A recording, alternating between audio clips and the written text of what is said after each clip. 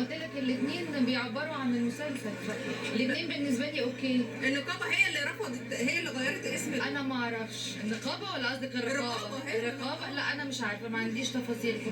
كلمينا عن دور العذارى. كان بيدي ايحاء شويه ان الموضوع جزء جنسي شويه، فانت متفقه معايا؟ ده الايحاء ده جه عند مين؟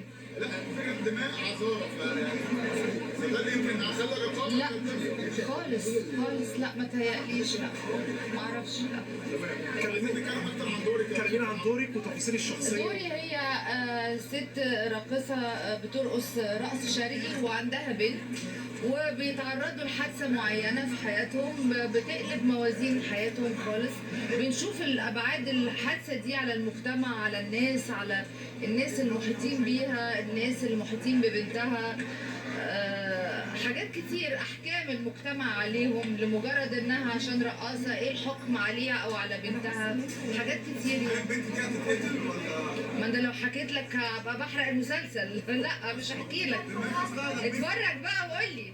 دماغي لمست في قصه ليلى ابو فراني. خضعت التمارين رقص لان كان معايا مدرب رقص في المشاهد. هم كانوا مشاهدين بس عشان بس يبقى في يعني باك جراوند للشخصيه. كان معايا مدرب اسمه ميتو، هو اللي كان بيظبط السواق. ايوه طبعا هي مقفله، مش بدله مفتحه خالص. طبعا لانه هيتعرض في رمضان، دي مشاهد فلاش باك، فاحنا بس بنقول الباك جراوند بتاع الشخصيه.